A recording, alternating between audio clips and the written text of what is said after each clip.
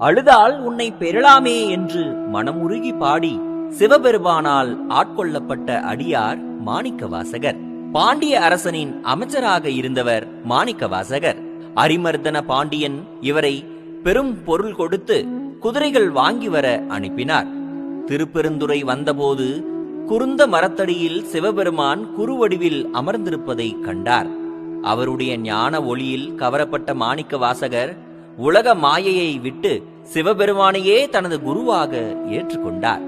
அவர் அரசனுக்காக கொண்டு வந்த பணத்தை சிவபெருமானின் ஆலய திருப்பணிக்காக பயன்படுத்தினார்.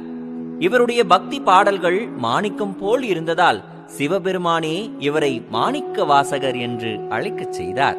நரியை பரியாக்கிய அற்புதத்தை ஈசன் இவருக்காக செய்தார். அவர் அரசனிடமிருந்து வாங்கிய குதிரைகளுக்காக சிவபெருமான் பிட்டு மண் சுமந்தார்.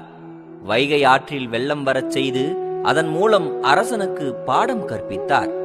மாணிக்கவாசகர் திருவாசகத்தில் உள்ள ஒவ்வொரு பாடலிலும் இறைவனின் கருணை பெருக்கையும் தன் மீது இறைவன் காட்டிய அன்பையும் பாடியுள்ளார்.